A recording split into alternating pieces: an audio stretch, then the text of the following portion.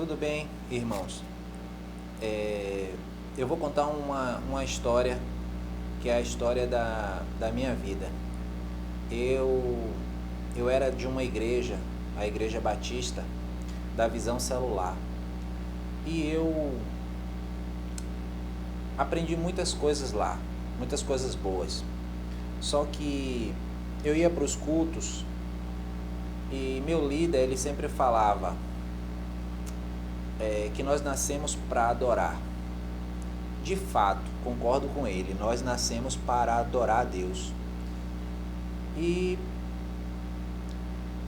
eu sempre ia todos os domingos para a escola dominical. Eu fui para encontro, reencontro, pós-encontro, escola de líderes. E aprendi muita coisa com esse homem de Deus que muito me ensinou. E estando lá, era sempre enfatizado: nascemos para adorar. E os levitas faziam muito isso, né, no Velho Testamento. Eles eram sacerdotes, levavam a arca do Senhor, que é a presença de Deus, e eles eram verdadeiros adoradores. Assim como nós temos que ser adoradores. Só que, amigos, chega um momento na vida da gente que nós precisamos amadurecer o nosso entendimento da palavra, amadurecer o entendimento da Escritura e do Evangelho. Porque se nós ficarmos só achando que nós nascemos só para adorar, nós não vamos para o que a palavra diz, para o que Cristo pregou. E mais ainda, para o que Ele quer e espera de nós. Então, nós estamos buscando a estatura do varão perfeito. Estamos buscando as virtudes celestiais, morar com Deus, morar com o Pai Celestial. E para entrar no céu, tem uns pré-requisitos.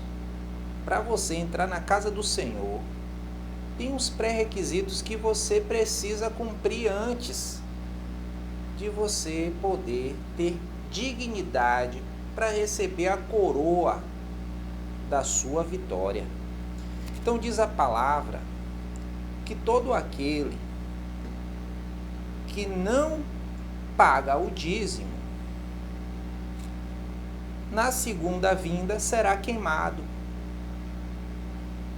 com fogo. Agora eu vou citar duas escrituras aqui que a gente vai começar o nosso estudo a respeito do dízimo. Eu vou abrir aqui o livro em Mateus 23, 23 e vou ler aqui. Diz assim: observe que Jesus Cristo, no tempo de Jesus Cristo, ele estava sempre tocando nesse assunto. E olhe que se você atentar para o que está escrito de cada palavra do mestre, você verá que ali está um fragmento que você tira o entendimento do que ele estava querendo dizer. Agora você tem que meditar na escritura, você tem que ler ela, querendo compreendê-la, texto por texto, para você entender o que ele estava querendo dizer. Então vamos lá. Mateus 23, 23. Ai de vós, escribas e fariseus, hipócritas, que pagais o dízimo da hortelã, do coentro e do cominho, mas omitis as coisas mais importantes da lei: a justiça, a misericórdia e a fidelidade. Importava praticar estas coisas, mas sem omitir aquelas.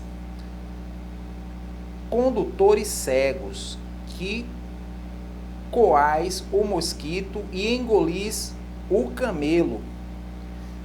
Se eu parar aqui para meditar em parte por parte do que está sendo falado aqui, a gente vai ver que o mestre é bem claro.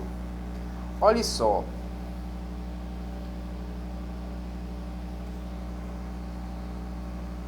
Importava praticar estas coisas. Importava praticar estas coisas. Ele está afirmando que é importante praticar estas coisas, mas sem omitir aquelas. Qual é aquelas que ele estava querendo se referir? Que é muito mais importante do que você só ofertar ou dizimar.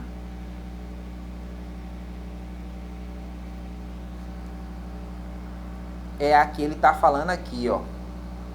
Hipócritas, que pagais o dízimo da hortelã e do coentro e do cominho, mas omitistes coisas mais importantes da lei, a justiça, a misericórdia e a fidelidade. Isso quer dizer o quê? Que ele estava corrigindo o povo, porque o povo, naquele tempo, achava que pagar o dízimo era muito mais importante do que a lei, a misericórdia, a lei da misericórdia, a fidelidade, que é a fidelidade em todos os sentidos, e a justiça. Então, eu vou dar uma outra referência aqui. Vamos lá, vamos abrir o livro aqui em Lucas. Lucas 18:9. O fariseu e o publicano. Contou ainda esta parábola para alguns que, convencidos de serem justos, desprezavam os outros. 2 homens subiram ao templo para orar. Um era fariseu e o outro publicano. O fariseu de pé orava interiormente deste modo: ó Deus, eu te dou graças, porque não sou como o resto dos homens, ladrões, injustos, adúlteros, nem como estes, publicano. Jejuo 2 vezes por semana, pago o dízimo de todos os meus rendimentos. O publicano, mantendo-se à distância, não ousava sequer levantar os olhos para o céu, mas batia no peito, dizendo: meu Deus, tem piedade de mim, pecador. Eu vos digo que este último desceu para casa justificado, o outro não, pois todo aquele que se exalta será humilhado e quem se humilha será exaltado. Então observe que aqui Jesus Cristo está ensinando que nós não devemos nos vangloriarmos com o dízimo, com a oferta, com a palavra dele, mas que nós devemos atentar à justiça do capítulo anterior, a misericórdia. Então, quando a gente fala do dízimo, nós temos que atentar que não é a nossa vontade, não é o nosso querer, mas é o querer do divino, do Pai Celestial, de Cristo, que tem que prevalecer, não a nossa. Pois nós não nos guiamos pela nossa própria vontade no Evangelho de Jesus Cristo.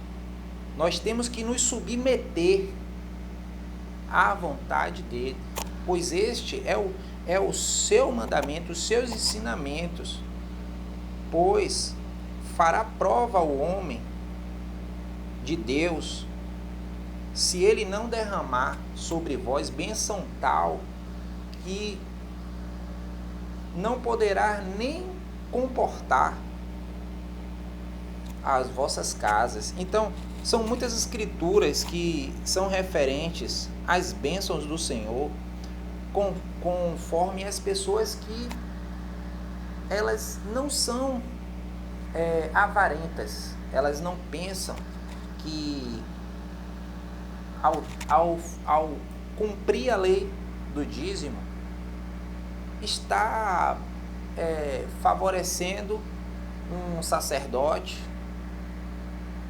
Pois, pare e pense,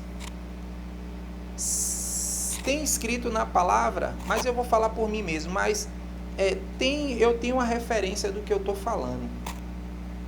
Como pode um sacerdote entrar no templo para fazer a obra do Senhor e não partilhar do que está sendo ali presente no templo? Eu deixo essas palavras em nome de Jesus Cristo, pois Ele é o único que, através de oração, através de muita busca de entendimento, pode quebrar todo o jugo da impiedade e a gente pode ter a resposta diretamente do Pai Celestial. Mas, conforme as minhas palavras, agradeço por todos e estou pronto para poder responder a perguntas, caso queira fazer, caso tenha dúvidas, e posso fazer um vídeo explicativo, entendeu? Mas não é o que a gente quer, é o que Deus quer. Então, muito obrigado pela atenção, tá bom?